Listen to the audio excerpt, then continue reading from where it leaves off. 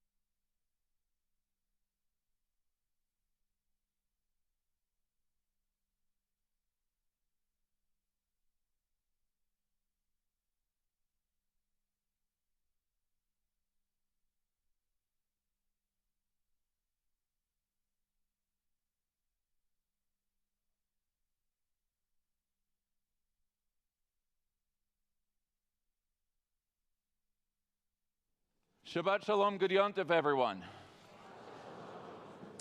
May it be a year of peace, of health for you and your loved ones, and all good things. Please, God, we need a Shana Yoter Tova, a better year than the year gone by. Amen. Today, we are blessed and honored to be in dialogue with Dr. Richard Haass, a veteran diplomat and respected scholar of international relations, President Emeritus of the Council on Foreign Relations, having served as CFR's president for 20 years. He is also the senior counselor of Centerview Partners, an international investment banking advisory firm. His extensive foreign policy experience includes serving as special assistant to President George H.W. Bush and senior director for Near East and South Asian affairs on the staff of the National Security Council, director of policy planning for the Department of State, where he directed the policy planning staff and was a principal advisor to Secretary of State Colin Powell, and confirmed by the U.S. Senate to the rank of ambassador, U.S. coordinator for policy toward the future of Afghanistan, and U.S. envoy to the Northern Ireland peace process. He has many, many accolades and honorary titles and degrees, but I do want to point out that he is the author of and editor of 14 books on American foreign policy, one on management, and one on American democracy. His latest book, The Bill of Obligations, The 10 Habits of Good Citizens, was published by Penguin in 2023 and a national New York Times bestseller. He's the author of a weekly newsletter, Home and Away, published on Substack. Please join me in welcoming Dr. Richard Haass.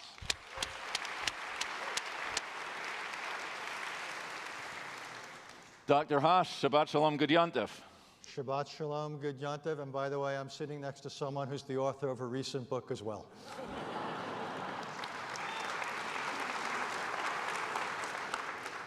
So I want to begin our dialogue by noting where, or rather with whom we were last year. Those of you who were with us know that a year ago at exactly this time, it wasn't just me and Richard, but it was also Martin Indyk of blessed memory. Martin passed away on July 25th this year. He is and was a regular for our holiday services and a friend personally and to this synagogue. His expertise in the Middle East, a foreign relations analyst, a fellow of international diplomacy, vice president at Brookings, and twice served as U.S. ambassador in Israel and Assistant Secretary of State for Near East Affairs during the Clinton administration. Richard, I know he was a dear friend to you. My deepest condolences on your personal loss. I'm wondering if you would feel comfortable by beginning the dialogue by reflecting on some of Ambassador Indyk's legacy and how we can honor him in remembering that which was dearest to him. Well, thank you for that. Thank you for raising Martin. Even before I speak to Martin, just also thank you for everything you and Ozzy and what you do to make this holiday so special. Thank you. I always feel privileged to be here. Yeah, Martin was a close friend, special, special man. Think about it, to toil in the vineyards of Middle East diplomacy for decades, as he did. He really made it his life's work. And not to get cynical. That's an extraordinary thing. He was both a possibilitarian. He believed firmly that things could get better. Was never cynical, never gave up, but also was not naive. It's a rare combination to be hard-headed and soft-hearted, and he had it. He also had an insight that informed everything he did and motivated him. Martin believed that Israel needed a Palestinian state alongside it, not per se as a favor to the Palestinians, but as a favor to itself. That he looked at Israel and he said, we want Israel to be permanent, We want it to be a Jewish state, a democratic state, a secure state, a prosperous state, with close ties embedded in the West, in the democratic community. And the only way he believed Israel could achieve that was if there were, at the end of the day, an arrangement that allowed for a separate Palestinian entity alongside it. And he, very poignantly, his last article was in Foreign Affairs magazine, and he did a podcast right about the same time. And he talked about his Mount Nebo moment, that he would never get to see it. By then he knew he didn't have long to live. And Martin's last few months showed real courage and dignity and nobility. But he spoke about his Mount Nebo moment, and you can do the biblical background to it much better than I can, Rabbi, but that he knew he would never get to that promised land politically. He knew he would never live to see it, but he also believed that one day his children or grandchildren would. Thank you. May his memory be for a blessing, and we might circle back on some of those same themes of paths forward, short-term and long-term. Let's start with the short-term. Okay. Just under 2 weeks ago, Iran fired over 200 missiles at Israel. What are the options that Israel has in responding to Iran, and which approach would you consider wisest? Yeah, as you say, Iran fired missiles at Israel a few weeks ago. It was the second time that's happened since October 7th. It happened in April. Iran fired several hundred missiles and drones, and the Israelis reacted in a very narrow, careful way, imparted American urging, and demonstrated to Iran that Israel had the ability to penetrate any air defense it might have. More recently, Iran, though, once again shot missiles, in this case close to 200 ballistic missiles at Israel in response to the Israeli decimation of the leadership of Hezbollah, possibly the assassination of a senior Hamas individual in Tehran. And the Israelis now are debating what to do. I think it's important that Israel respond. I do believe that deterrence is a muscle that needs to be worked when it's provoked. So I do believe the Israelis have not just the right under self-defense, but the necessity, the imperative of response.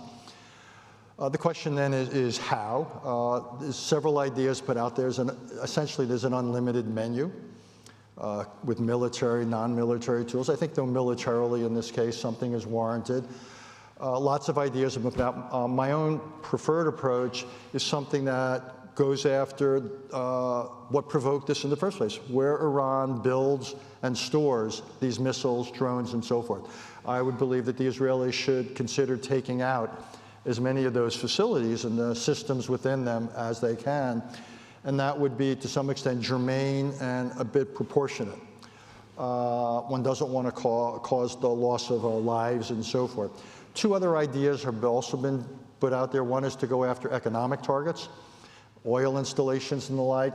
What worries me about that is not just the economic effects, but I think Iran would use that as an opportunity to go after the oil and other installations of the Saudis. So suddenly the war would spread and would have all sorts of domestic and global consequences. I'd rather not see that.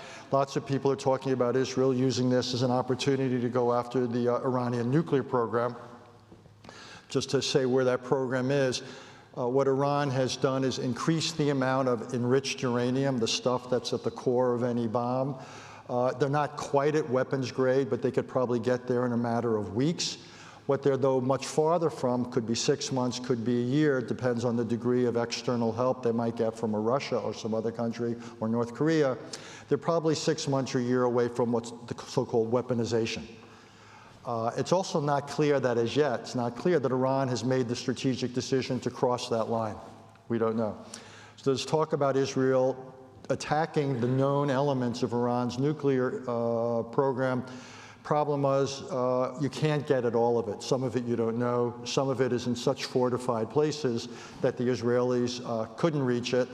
And my concern is, therefore, that if they did that, on the upside, not a concern, they would buy some time. They would slow down the Iranian program, maybe by several years. But Iran would reconstitute it. This would then become the justification for reconstituting it, that they would say Israel never would have done this in the first place had we had a weapon. And I think they would reconstitute it in ways that would be far, far, far more difficult to take out. And then if Iran starts going down that path, then other countries in the region potentially do. And as you know, one of my 2 rules about the Middle East is things can always get worse before they get even worse. And we do not want to have a Middle East with multiple fingers on multiple nuclear triggers. So I think Israel should hold in reserve the option of going after Iran's nuclear program. And I do believe for Israel and the United States, to use the cliche, I believe that should be a red line. Iran should not be allowed to have a viable nuclear weapons program. We allowed North Korea to have one, and look at where we are now. Dozens and dozens of nuclear weapons on missiles that increasingly can reach the United States. We do not, I believe, want to allow Iran to go down that path. Thank you. You spoke about Israel's options, as well as that Israel, decimated Hezbollah's leadership with everything from targeted bombings to exploding pagers of late. Some reports seem to suggest that the White House was furious at these attacks, and others indicate that U.S. officials privately supported them. How do you expect, what's really happening here? How does it work? You've been in the room where it happens in terms of, and there are reports now of whether or not the Biden administration wants the nuclear sites, wants the oil reserves. Are they drawing a line as to what Israel can do publicly, but saying something else privately? How is the cholent made here, and what do you think is actually going on as far as U.S. policy vis-a-vis Israel's options? It's hard sometimes to talk about U.S. policy. For those of you who haven't worked in the government, there's several centers of decision-making, and there's hundreds of people who talk to hundreds of journalists. So it's often hard to pin it down. Plus now you've got a special situation where you've got a president who's a lame duck. You've got a vice president who's running for president, and there's been divides in the administration since October 7th. There were those, for example, who thought this president was far too lenient or tolerant of Israel, and so forth. So there's divides. It's nothing new. This is neither the first nor the last administration to be characterized by that. So I think you're hearing lots of voices. My view is that the administration, Jake Sullivan, the National Security Advisor, has supported on the record the idea that Israel has the right to retaliate against Iran. So I think that's pretty good. I think the question is not whether, but how. And that's where the administration's weighing in. And I think they're pushing back against economic or nuclear targets. And by the way, there could be a whole set of targets that we're not even talking about. What I think the Israelis demonstrated with the pagers and the like was a degree of, shall we say, imagination that may transcend our own, certainly mine. In Lebanon, the administration, as best I can tell, has been fairly supportive. I mean, Israel faces what I think is an unacceptable threat on its border, an independent force, which is an instrument of Iranian foreign policy. Hezbollah is not Lebanese per se. To use this expression, it's a state within a state. It's an Iranian-supported proxy force that has military capabilities as well as economic and political reach inside of Lebanon, has a degree of public support, particularly among the Shia portion of the population. But no sovereign country, I would argue, would allow that kind of a force to exist and act with impunity. We wouldn't if there were terrorist organizations or proxies in Mexico or Canada attacking Americans inside this country. We would not stand for that. So I believe that Israel has the right under international law to go after Hezbollah. By the way, the other reason it has the right is that Lebanon cannot fulfill the obligations of sovereignty. One of the obligations of sovereignty is you do not allow your territory to be used for attacks on others. That is exactly the rationale that the United States used for going into Afghanistan after 9/11, when the Taliban government would not hand over al-Qaeda to international authorities. So as a sovereign country, it's not just what you do yourself, it's what you allow to happen from your territory. Again, the question is what to do now. Israel has weakened dramatically Hezbollah, but it hasn't eliminated it. I think there's a big debate going on, to some extent within the U.S., Rabbi, more within Israel, which is how far to go. What's your definition of success? It's often the question that's never asked. Countries go to war all the time. We're being bugged, clearly, in this room. No, you're having a Mike Pence moment. Exactly. We won't go there. So much I could say. But I think for Israel, the question, and what's happened in the last, 72, 96 hours, is Hezbollah has announced its readiness to accept a ceasefire in the north and not linking it to a ceasefire in Gaza. So the real question for the Israelis is whether they would accept that.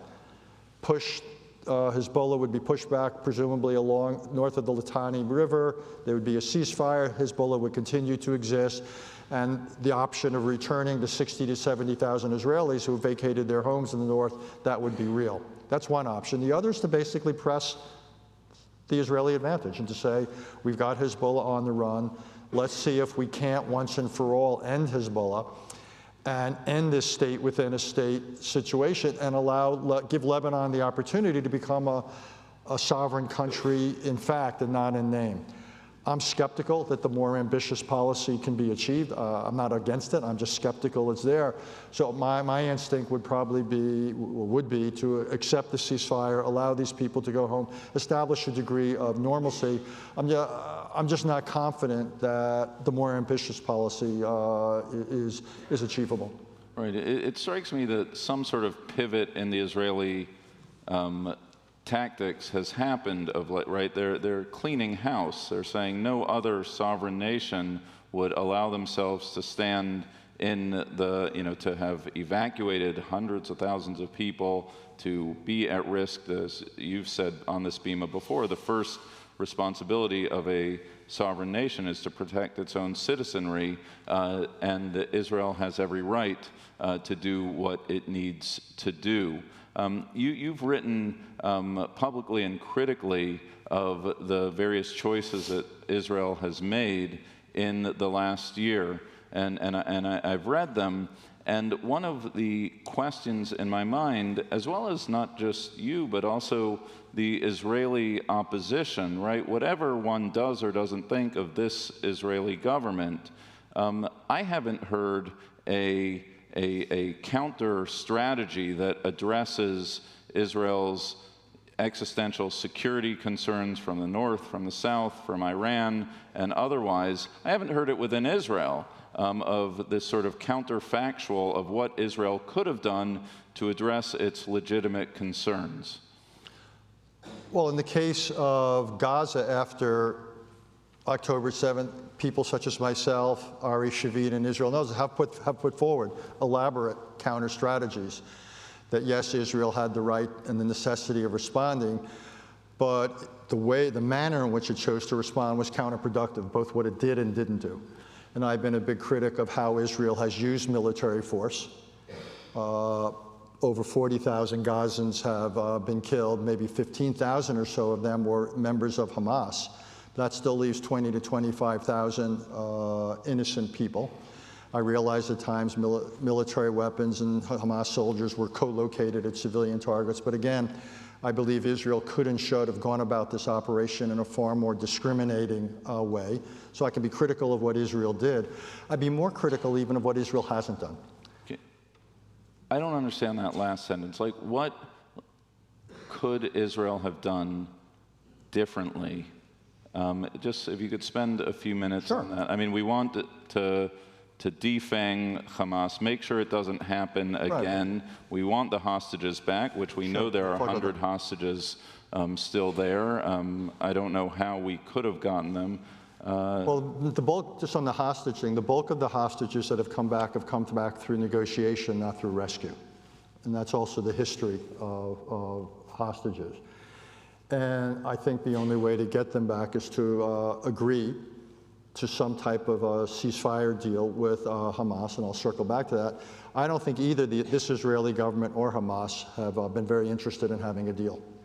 And the last estimate I saw, there's maybe 50 hostages who are still alive. This has just been unimaginably horrific. But I don't. Hamas took the lesson from decades of interaction with Israel that hostage taking gave them leverage, and this Israeli government, I'm very careful about ascribing motives, so I will just say has not made it a priority. If this Israeli government had wanted to make hostage return a priority, they could and would have acted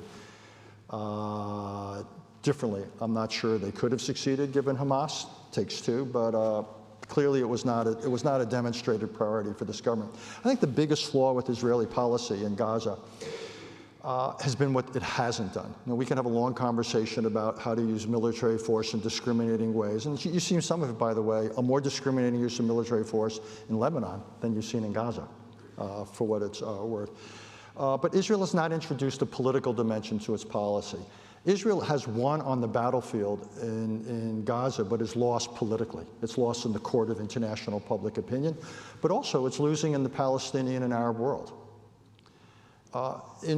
What Israel has failed to do is marginalize Hamas. The way to marginalize Hamas is not just beating it militarily. It's been degraded, but it hasn't been marginalized. You marginalize it by showing there's a better, different way to realize your legitimate political ambitions. The lesson here, the parallel, is what the British did in Northern Ireland, something I'm painfully familiar with. What the British told the Provisional IRA, the people who we associate with terrorism during the 3 decades of the Troubles, you will never successfully shoot your way to power.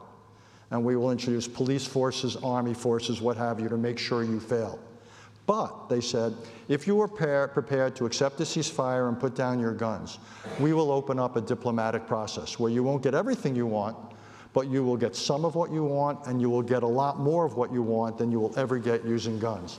That is what Israel has not done with Palestinians. They have not opened up a political process to say, hey, you people, 5-6 million Palestinians divided between Gaza and the West Bank, Hamas is a dead end. They will never get you what you want. But if you are prepared to work to support individuals, maybe the Palestinian Authority would have to be redone because it's deeply flawed and corrupt, I understand it.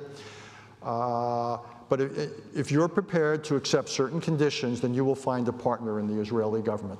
And that is what has been missing. So what worries me is that Israel can do well on the battlefield, but unless you can translate that into something enduring and something peaceful, Hamas will come back, or something like Hamas will come. And by the way, we're already beginning to see that.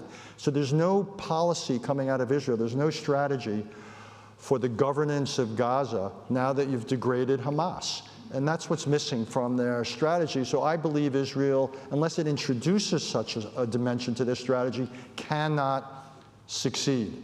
I just think that's a fact of life. So we do have a whole other part of the world to get to, but I can't let this go. And I think the community's heard me speak enough times publicly that, you know, Martin's memory, his vision is very much my vision. So my question is to myself, but also to you, these guys just want to kill us.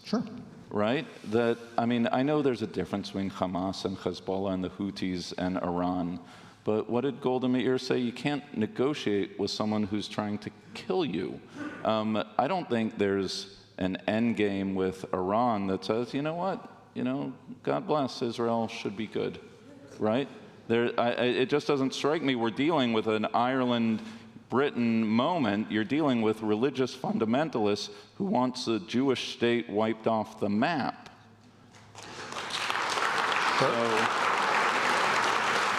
Well, with groups like Iran, the question is, can you restore deterrence? That's the legitimate question. Same with Hezbollah. With a group like Hamas, there's no negotiation with Hamas.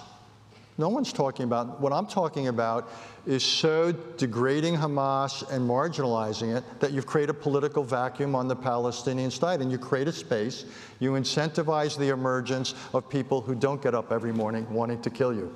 Now, we've had Palestinians over the decades who have fit that definition. Palestinians have often, at the last moment, to paraphrase Abba Eban, they missed their opportunities. And there were moments they could have accepted and should have accepted deals that were on the table, because that's infinitely more and better than what could be offered to them now. But Israel, it seems to me, again, coming back to what we were talking about with Martin, if you believe that Israel needs to be a democratic Jewish state, it can't achieve that by permanent occupation. That's just a contradiction in terms.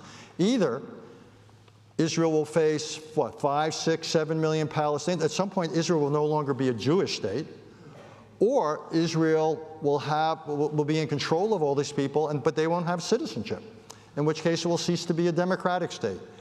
Occupation cannot persist and Israel remain the Israel we want it to be. That's just a fact of life.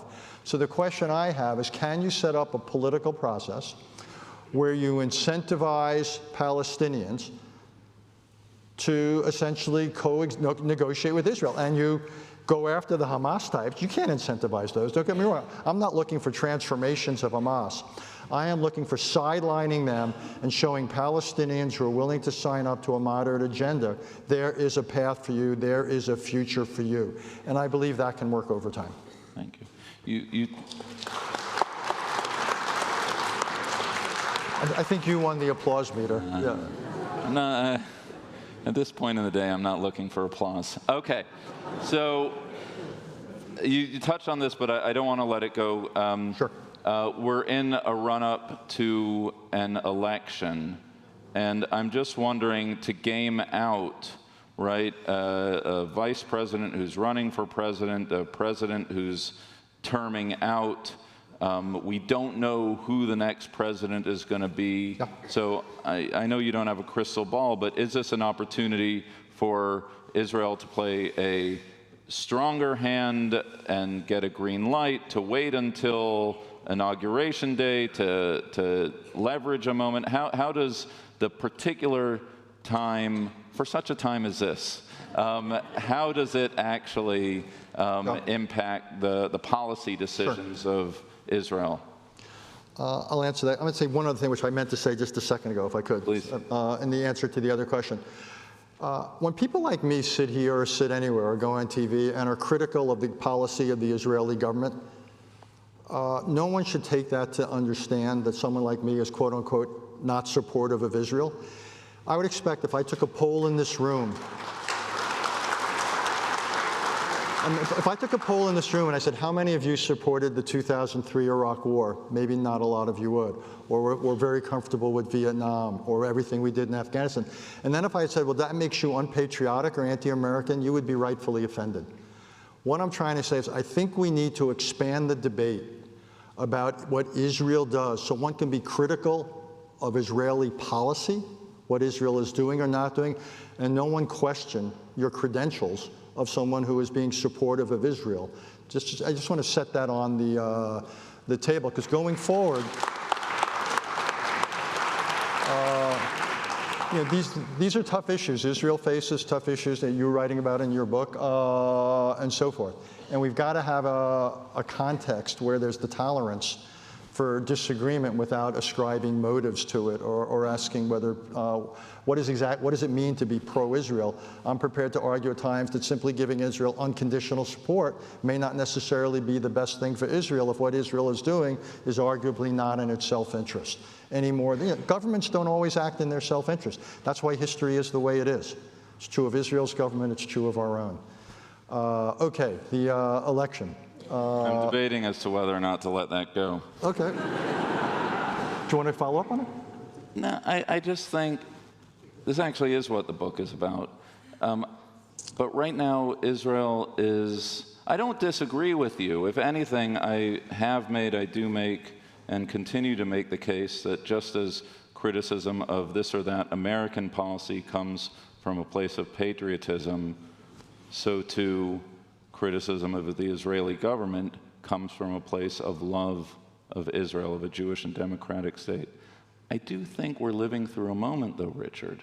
I think that we are in a moment where Israel is facing existential risks, the likes of which have never happened in my lifetime. Mm-hmm. And I think that the criticisms that are coming out regarding Israel, even from a place of love, risk being co-opted by those who aren't invested as you are in the well-being of the state of Israel.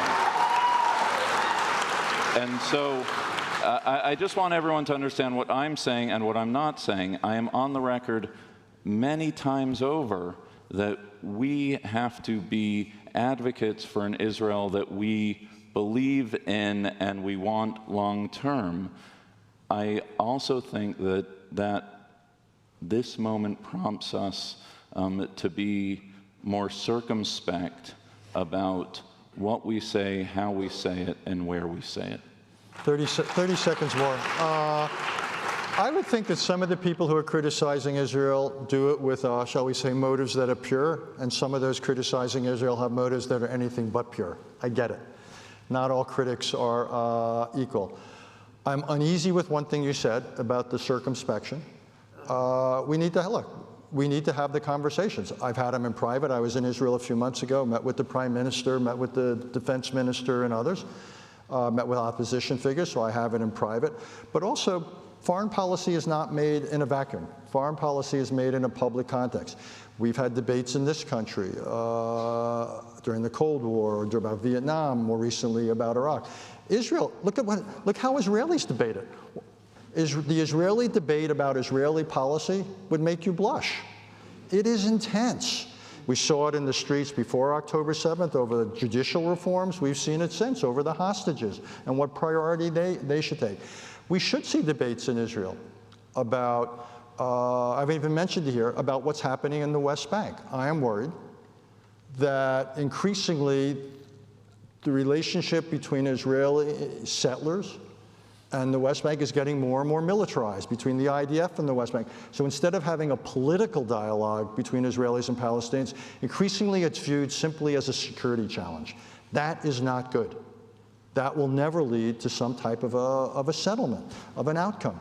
So yeah, I do believe we have to be careful in our language. We have to always be sensitive, whether it's in the sensitive debates in this country or there. But no, I think these issues are so important that I do not believe it is a time, for a time such as this, this is not a time to hold back. The stakes are too big. Too much history is happening now to pull punches. So yeah, we've got to be mindful. But this is for Israel, for the United States, I actually think this is one of those moments in time when historians look back on this, they're going to think that what was done and what was not done set in motion, if you will, history to come for decades. So actually, I would respectfully disagree. I am not going to be circumspect at this time. Too much is at stake.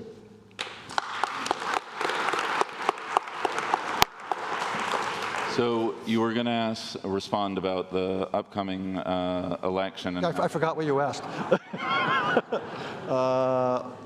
Election about, look, if we don't know what's going to happen. Sure. Does that give Israel a sense that now's the time to do what they want to do, or they wait until potentially this or that president becomes the next president? If I were asked by the Israelis, which I won't be on that, I would urge them not to do that. That's too tactical. Do what's right. If it's smart and right today, it'll be smart and right in a month. It'll be smart and right in 6 months. Don't get too tactical and think about the political moment. Does this help this or that candidate and so on? Just do things that are in the long-term interest of Israel, and do things that are in the long-term interest of Israel's most important relationship, its relationship with the United States. Play the long game here. Don't play short-term tactics. Think strategy, not tactics, and play the long game. Okay, thank you. All right, let's talk about the rest of the world. Ukraine, year 3. Well, I guess we have the election coming up too, and we have China, Russia, and Iran, an axis of upheaval. Yep. How does this axis threaten the United States, and is there anything that can be done to try to break it up? First of all, you add all this up, and this is a truly testing time. Think about it. It was 3.5 decades ago that the Cold War ended, and people writing essays about the end of history. Didn't quite play out that way. This is as tough a time, as demanding a time I've seen, and I've been doing this for about 50 years now. This is the most demanding moment I've seen, and we face major challenges in 3 geographies. We've been talking about the Middle East. You've got Russian aggression in Europe, and you've got the potential for serious Chinese aggression in the Asia Pacific. You've got all sorts of states in Africa parts of the Americas, in parts of the Middle East that can't fulfill the obligations and responsibilities of being sovereign. Global arrangements we saw during COVID, we're seeing now with climate change, are not even close to being up to the challenge. So there's a lot right now. So if you're not worried, you're not paying attention, you should be worried. Worried doesn't mean immobilized. It doesn't mean passive. But again, there should be a sense of urgency. But this is a dangerous time. And in part, we'll circle back to it, I expect, Elliot, given what's going on here.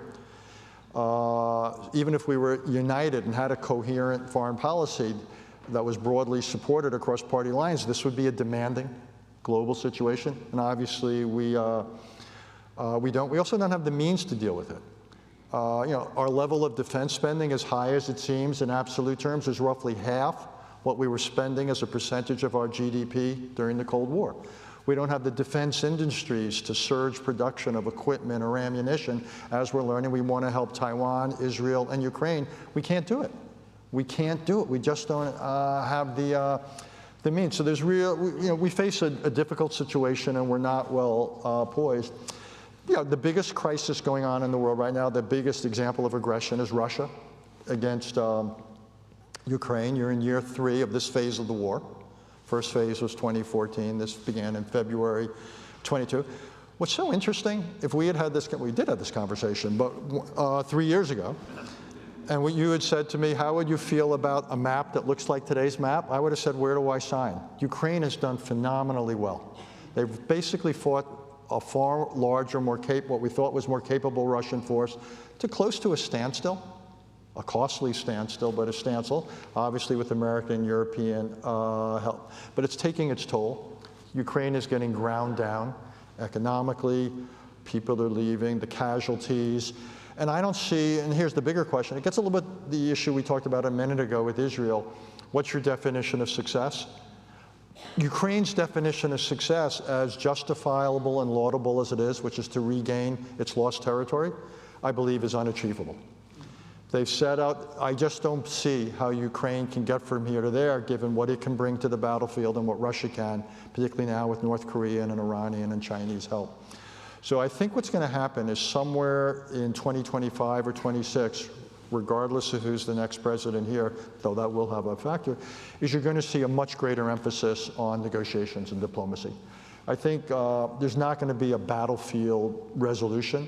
I think probably the most you can hope for is some type of a temporary ceasefire, more or less in place, the kind of thing we've seen on the Korean Peninsula that's lasted for, 70-odd years, kind of thing we've seen in Cyprus that's lasted for half a century. It won't deal with long-term claims. It won't be just. It won't be a formal peace. But if you could have a situation where the fighting stopped, you could begin to rebuild the country, and so forth. I think it will require clear commitments from us, long-term agreement to provide arms, maybe security guarantees through NATO or some other mechanism. But that's the conversation we need to have. I think the idea that if we only provided Ukraine this weapon system, that would be the game changer, that's a pipe dream. It's just not going to happen. That's not in the cards. So I think we need to have a serious conversation with Ukraine about what's a realistic, achievable definition of victory at this phase. And second of all, how do we persuade Vladimir Putin that time is not his friend? He thinks he can wait us out. What do we have to do so even Mr. Putin comes to the realization that time will not improve his or Russia's prospects? That's the conversation we need to have. Okay. Thank you. I'm going to ask a couple more questions, and we'll take a couple questions from the community. It's a little premature to ask this question. But the president's foreign policy legacy, how do you think his presidency will be remembered? Well, look, all legacies are a mixture. I think the cardinal feature of President Biden's foreign policy is what I would call alliance first. It's an understanding that the structural advantage that the United States brings to the world is we have partners and allies who are there voluntarily. We have dozens in Europe, we have several in the Asia Pacific, and that he has invested heavily in those relationships. And I think it's less about the ends of policy than the means. So I think that's approach to the world through allies. And I think the biggest single thing he's done in foreign policy is supporting Ukraine, resisting the return of warfare and aggression to Europe. I think those are the most successful parts. Less success, I think what he did in Afghanistan will be properly criticized. Middle East is the most controversial in many ways. What he's done in the economic realm will be criticized by some. But basically, he's an internationalist. He believes in allies. I think we will look back on Joe Biden. Is he the last of an era? I'm sorry. Just what I was going to say. No, go ahead and say it. No, please. He is. He will be the last president who will walk into the Oval Office. It's a combination of age and outlook, who came into the job with a Cold War mentality. Donald Trump's roughly the same age, but he doesn't have that. Donald Trump actually has a pre-World War II, much more approach. Seriously. Joe Biden is the last person by age and outlook who has an instinct, almost his default position is internationalist. It's allies, it's resisting aggression, and so forth. And I think everyone else, by vintage of experience and the rest, is just going to be different. It also probably, he might be the last Europe first president. Again, because Europe played such a central role during World War II and the Cold War. When I look at the rest of this century, my guess is other parts of the world, in particular the Indo-Pacific, because of China, will be much more central. So he may also be the last president who puts the Atlantic relationship and things European at the center of American foreign policy. Okay. So my last question, and then we'll open it up, goes to your most recent book, The 10 Habits of Good Citizens. You have to give the title if you're going to talk about it. The Bill of Obligations, available by Penguin Press. By the way, after this, what I'm waiting to see if Amazon pairs our two books. You can get them both.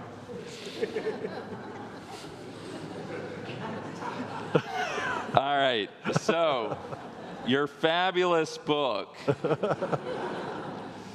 it speaks. The undercurrent is a fragility of American democracy. Yeah. January 6th, but really beyond that, and the gravest threat to U.S. national security coming from within. How worried are you about the upcoming election, and what can be done to help? I'd say two things. I mean, I'm worried enough about the issue to have written the book. When I was listening to Rabbi Zuckerman's sermon this morning, and he was talking about the imperative and the priority that needs to be accorded to Jewish learning. Everything he said, I could have substituted the word civic learning about America. Right. If you take your own traditions for granted, if you don't actively transmit them, they will fade. And I thought what was so interesting, the idea that armies can protect you from without, but civic learning or Jewish learning protects you from within. That's what you have to do. And indeed, the model I use in the book is the Seder. What is the Seder? It's a meal, but it's a service built around a table. It can happen anywhere, because often we didn't have access to religious institutions, to synagogues and the like. And you had the obligation to tell the story about Jewish identity and Jewish history and the rest. And as I was listening to him, it's exactly what we need to do, and we're failing to do in this country. I believe that no one should be able to get a degree from a high school or a college without having taken civics. We're not, we prepare people to do other things. We should have started with this issue. I'd be much more popular if we had started with this issue. But look, I'm worried about three things. There's three phases with this election and democracy. One is the next, 20, 25 days.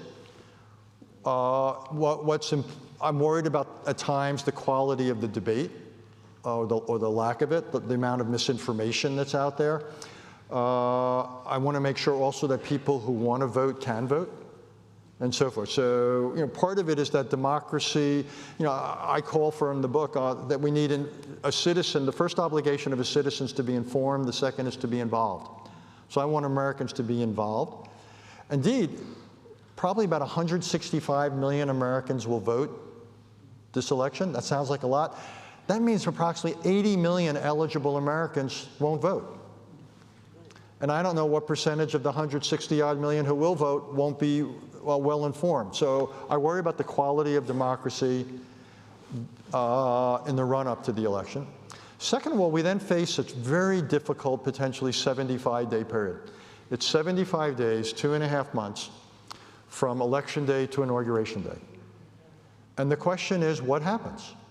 You'll have, so for example, in Pennsylvania, my son will correct me if I'm wrong here because this is what he does for a living, but in Pennsylvania, you can't count absentee ballots until Election Day.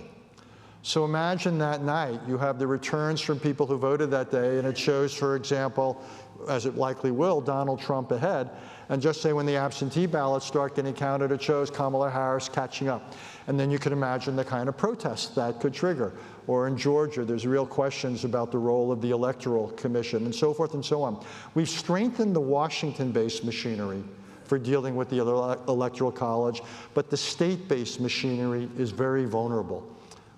Still. So I worry about political mischief making. I worry about the potential for intimidation and violence. And then lastly, after Inauguration Day, the question is, how well do we govern? How well do we function? Are we willing and able to come together to deal with everything we've just been talking about in the world, a really dangerous world? And will we be willing and able to come together to deal with the border, to deal with our ballooning debt, to deal with, in many cases, poor infrastructure, so forth and so on and so on. And so I think you need to tranche it into these 3 phases, but each one presents real challenges to American democracy. And if democracies don't show they deliver, people lose their support. It's essential that democracy shows it works. Otherwise, and we see it in the polls, a shocking number of younger people are beginning to turn off democracy because they say, well, I see unemployment, I see disease, I see inflation, I see too many people coming in across the border. My life isn't getting better. I see what democracy is doing to me. I don't see what it's doing for me. So before people begin to give up on democracy, I think it's essential that we demonstrate it can deliver. Well, I know what, we shouldn't pair our books. Okay. We should write a Passover Haggadah together. It should be on civic obligations and Jewish obligations, and because C comes before H, it should be Cosgrove and Haass. But I think in Hebrew you go right to left, in which case it would be... All right, let's open it up. We have about 15 minutes for questions. I like calling on young people more than, I mean, I know you're all young at heart. You, sir. A question is a short statement with a question mark at the end. Hi, I'm Noah Levenglick. And originally I was going to ask a question that was posed as the first question, but now I want to ask something that I think really speaks to this whole situation, right? So I'm the leader in the Jewish Alliance group. I need a question, real quick. Go. Well, in this world where there's so many opinions and so many facts, in foreign relations specifically, where do we draw the line between opinions and facts so misinformation doesn't get created? It's a great question. It's a great question. So thank you for raising it. In several countries around the world and in several states now, there's courses on what's called information literacy. New Jersey is a state you may have heard of here, not far. There's a requirement that's being introduced into public schools to teach information literacy. To answer your question, how do you know what's a fact? How do you discern or distinguish between facts and opinions, for example? Where do you go? What's good information hygiene? For example, if any of us got, God forbid, a serious, we had a bad test and the doctor said, I think you've got this or that, we'd probably want to get a second opinion. So what we want to do is teach young people in schools the idea of second opinions, that you don't only use one source. Then you try to teach them the differences between and among sources. Not all sources are equal. Some sources fact check, some sources separate opinion pages from, editorial pages from news pages and so forth. So I would argue it is critical, not just in foreign policy, but anything, public policy, to make citizens, if you will, consumers of information, more discerning. And one of the reasons we have to do it is the Supreme Court and the Congress have demonstrated time and time again, they are not going to seriously regulate the internet. They have basically said it's freedom of speech issues, and they're not going to hold accountable the people who provide the pipelines and the internet. So so basically, if we're not going to limit the supply, we have to create a more informed demand. And that's why I believe, as part of a civics education, information literacy ought to be a central component of any mandatory civics education.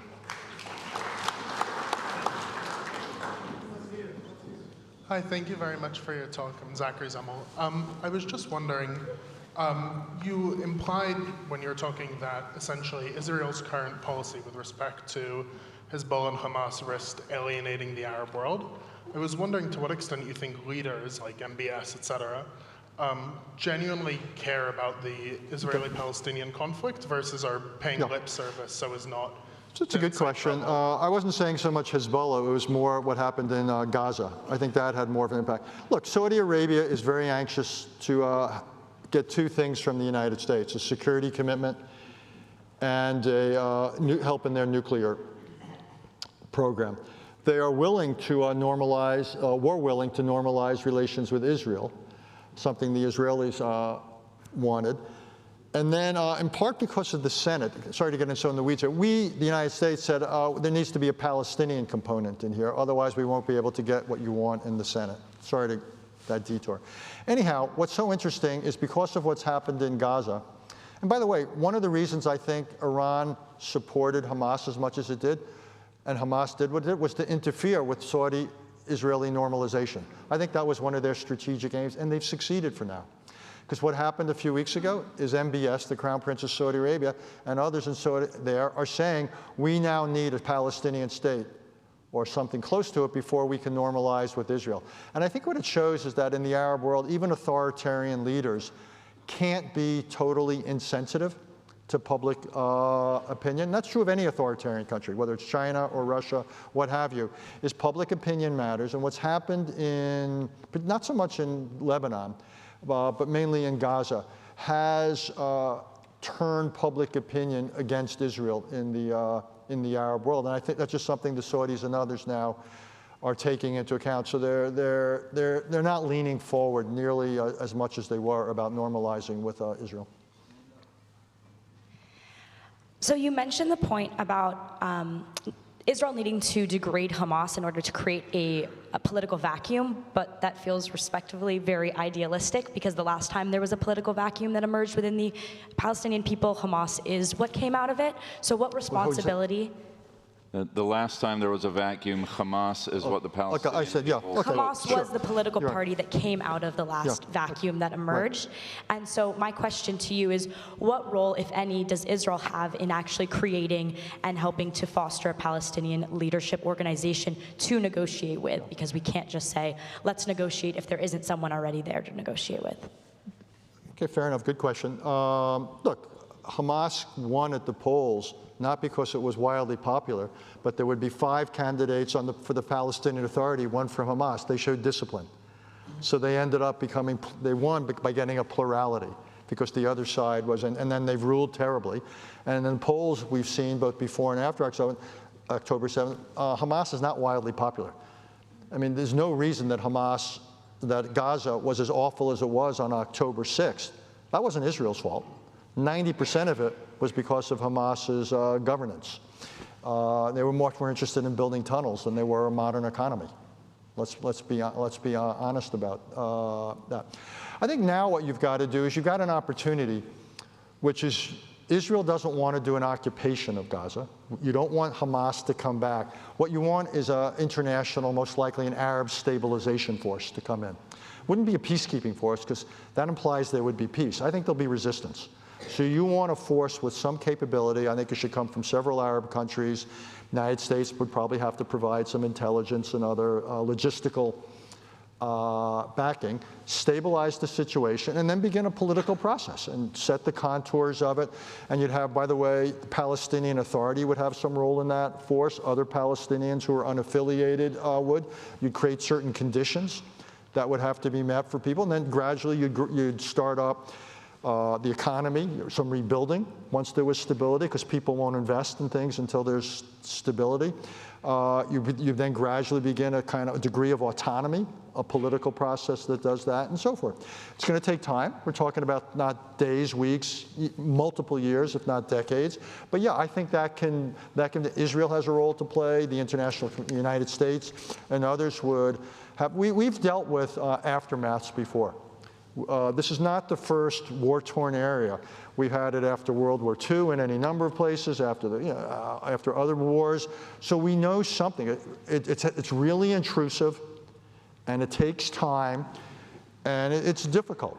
I mean, to use the phrase nation building became really unfashionable, but that's what we're talking about.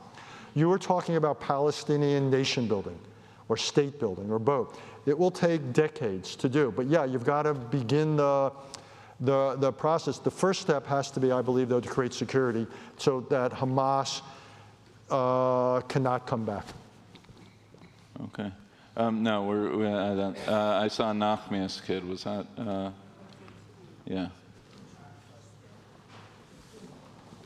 I don't like favoring any one spot of the room, so.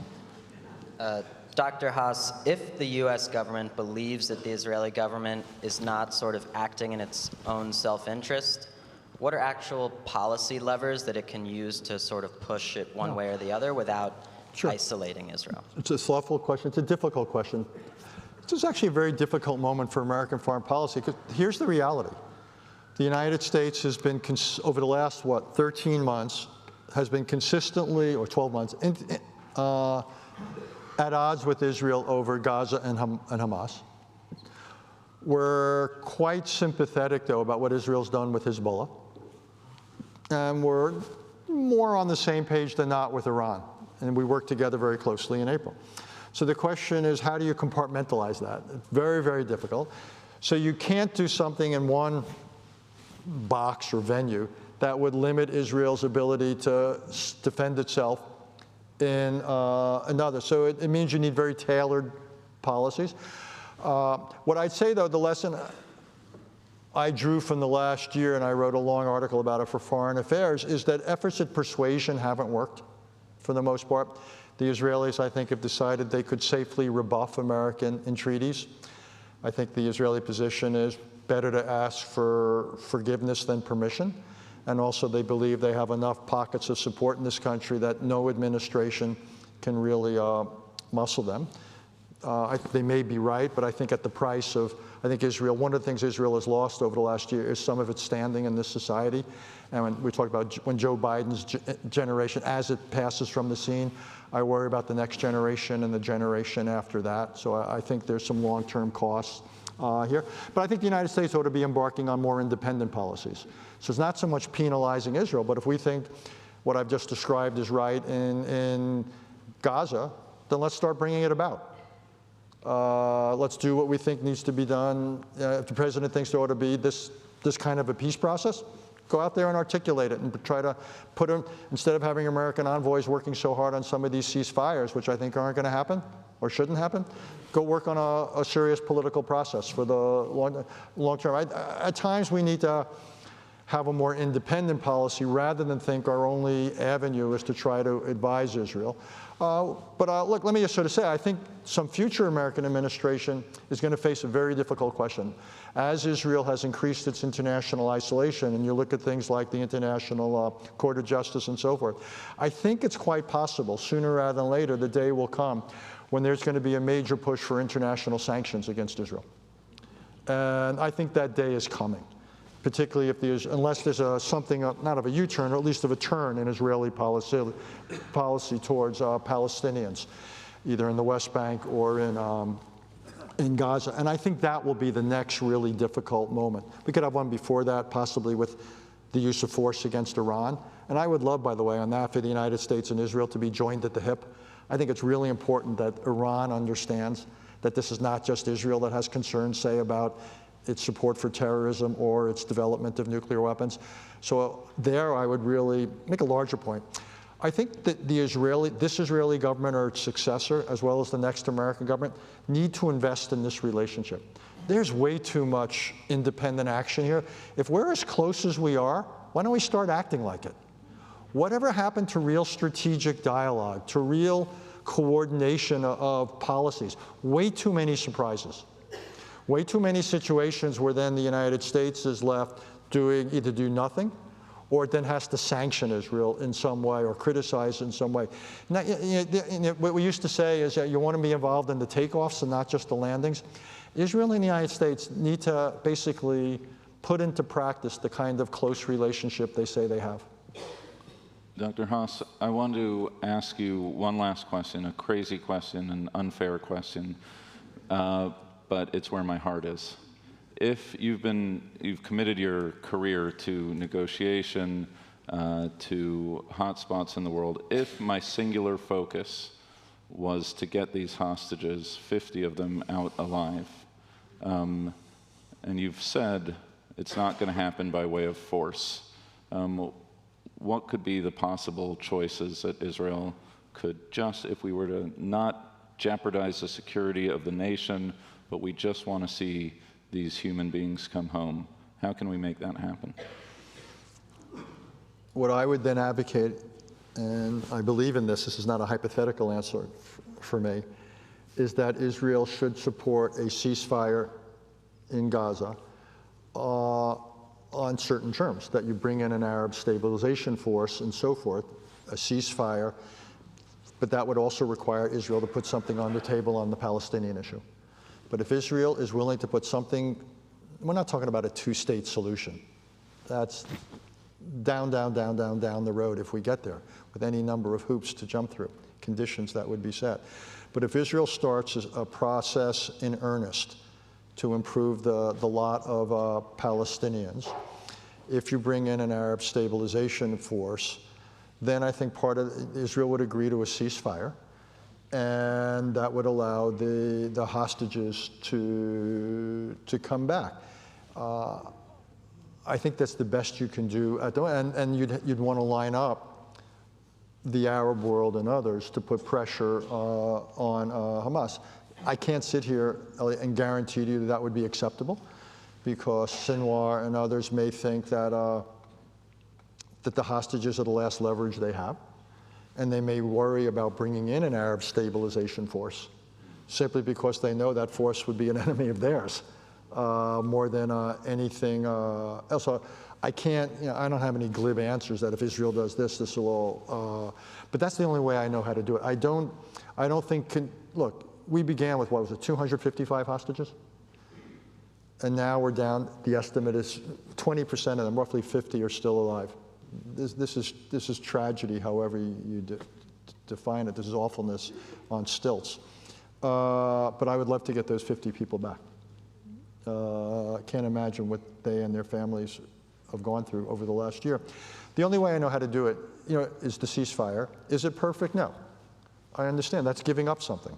But I would say at this point, if you package that in a larger policy for dealing with the security and political situation in Gaza, I think that would be not a perfect trade, but a fair and defensible trade if I were Israel. All right. Please God soon. Friends, join me in thanking Richard Haass. Okay.